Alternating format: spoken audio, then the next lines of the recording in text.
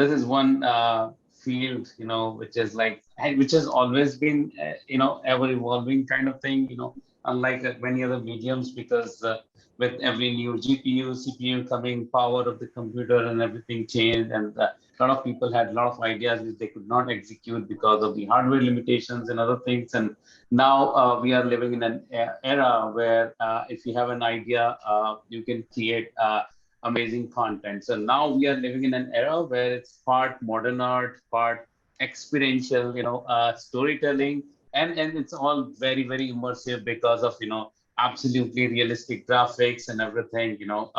The entire storytelling is also kind of exploding in a way, because earlier there used to be one game, one goal, one mission which you used to do. Now there are so many branching narrative based games where the games keep going on and on with various endings, various, there are things you can do and there are things you can skip, and still the game goes on.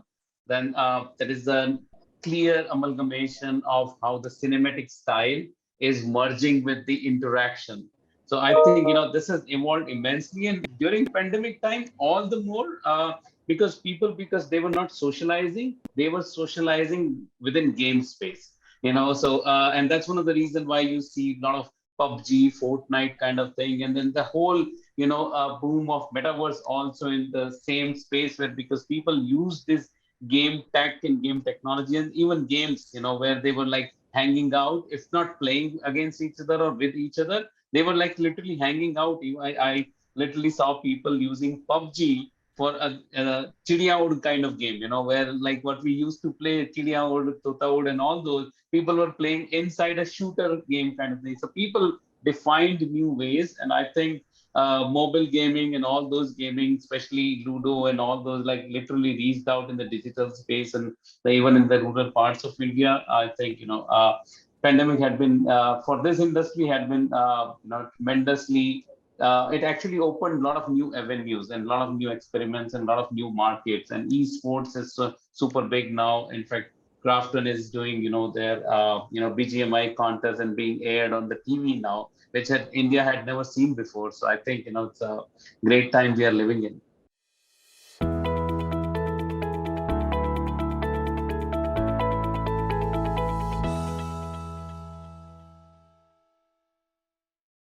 Theme park is again another thing that got affected during pandemic. But let's talk about what theme parks are. So we, being a game company, decided to venture into theme park because we figured out that theme parks are absolutely not different from a video game. We are not talking about amusement park kind of thing, but if there is a theme, which means we are telling a story, and we are, as a video game developers, we are storytellers, and that's exactly what we had been doing and what we do in the theme park.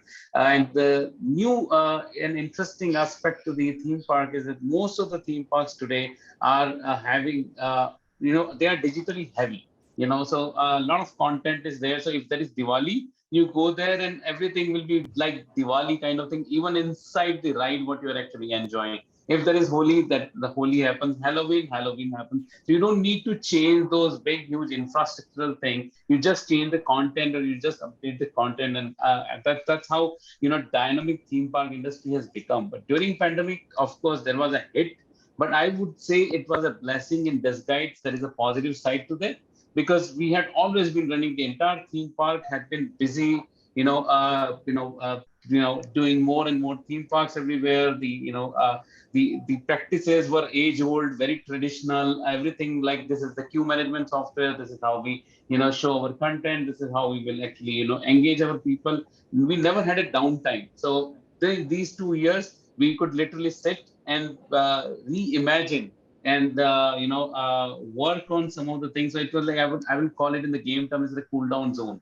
So in that phase, we could actually see what were the pain points, what were the issues.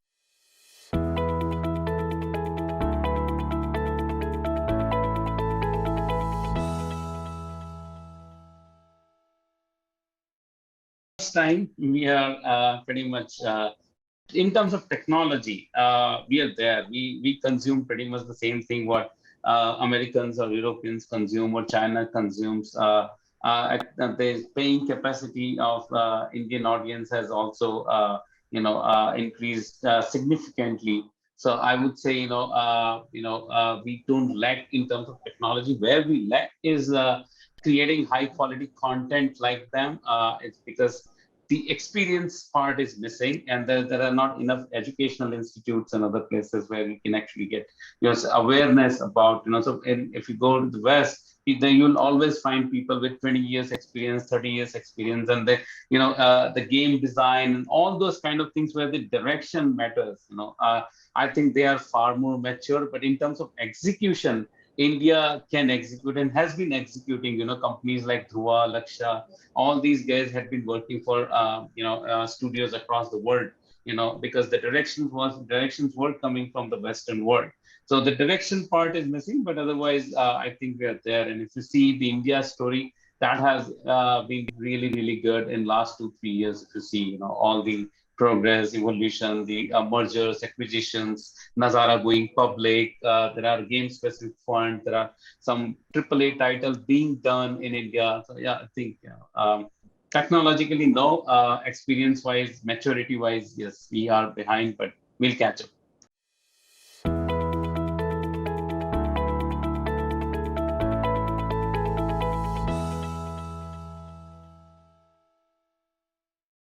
We are pushing the limits of metaverse.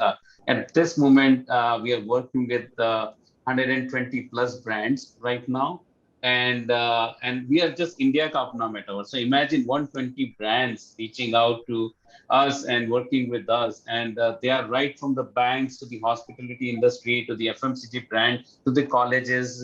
All of these are actually working with us at this moment. And good thing is they are coming up with their use cases and evolving our platform. So in a way, our platform is like kind of it's a crowd evolution what we are seeing. And of course timing was right, because just when we were ready with our product, Mark Zuckerberg started talking about metaverse, and people had this. So some of the guys are of course reaching out because they have check boxes, but most of the people know exactly what they are looking for. And hence the right use cases are being built.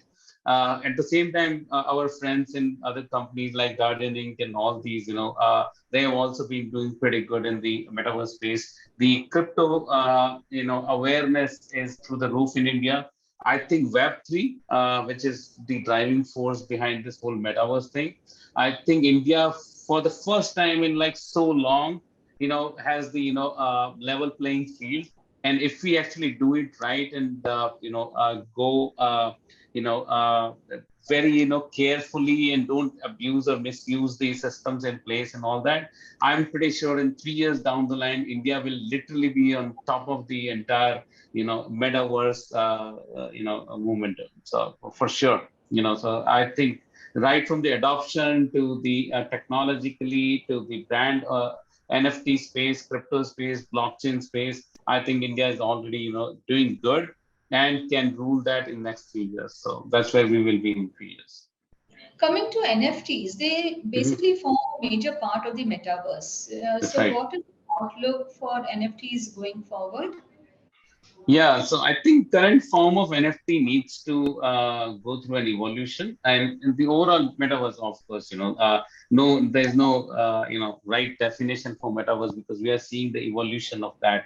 And as you rightly pointed out, NFTs are definitely one of the key component, because creators economy, decentralization, and other things are actually key component for metaverse. But NFT as just an image and all those things are definitely a good thing.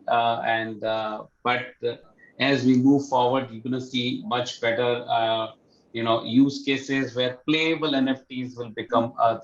Game industry will definitely drive this metaverse thing. And when you talk about game industry, we're talking about having something, an NFT, which actually gives you not just bragging right, but something you can actually stake up. If you take an example of a very very popular game, Zedrun or XE Infinity, these two are great examples in front of me. Their valuation and their things actually increase largely because these are not the NFT which you are just buying for the sake of having a static photograph or image, a picture, something like that. But you actually play with your NFTs. And more you play, more you participate in different kind of engagement, the value of NFT goes up.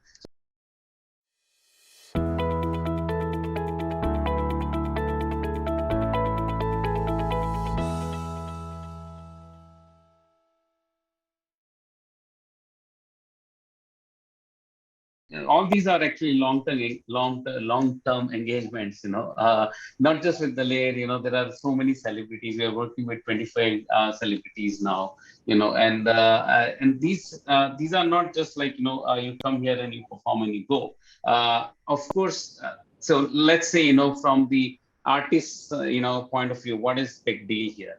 I can give you a stadium with 20 million people. There's no way in this world you're going to get a stadium full of 20 million people, but in metaverse I can offer you that. What is the second thing? This is not an audience watching you on YouTube, this is an audience participating with you. So here we are changing the entire way of how distribution will eventually, the film distribution will change, or probably, expand further. This is going to be another medium to reach out to youths and all those guys who are looking for consuming content, like just like you do on Netflix or Amazon Prime, but watching it together, while having your popcorn.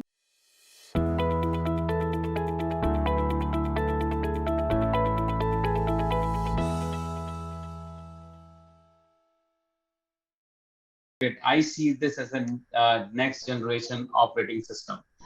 Gen Alpha, is going to get in when they pick up their phone or whatever device, they will actually go inside a metaverse and they will go to Amazon store over there, which will be a store, literally a store, where they can actually, see all the items and select the item and buy from there itself, instead of going to a website and typing the website and seeing some images and stuff. This is going to be more experiential. So in a way, consider this more like going to bazaar, Chandni Chowk or some place, going to a store which has the entire catalog over there. You can pick anything and everything from the catalog and buy and come back. So this is a place where the, space is not limitation.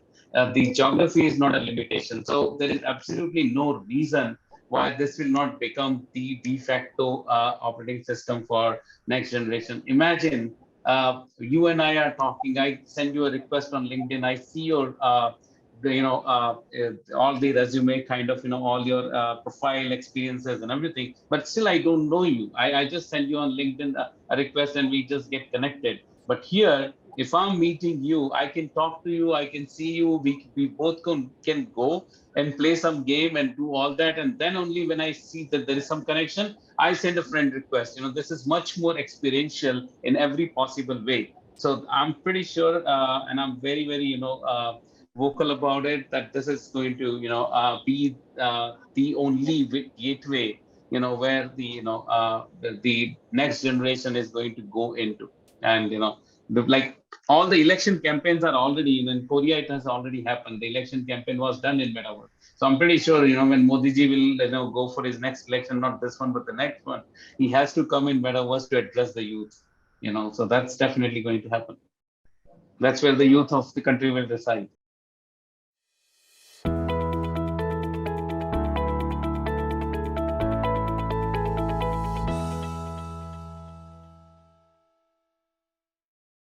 I'm the product of Doom, the game which came out in 1993. That changed my life, and after that, good thing is they also continued making more and more Doom, and I continued playing that game.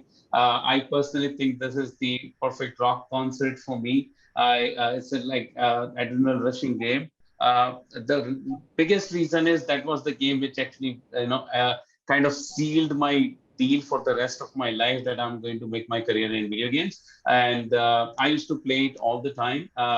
And I still play it whenever I'm bored. I play that. Whenever I'm happy, I play that. Whenever I'm stressed, I play that. Whenever I'm like, excited about something, I play that. So it's like adrenaline rushing game, rock concert, great characters, amazing people behind it, a lot of respect. So I play Doom all the time. I'm a Doom guy.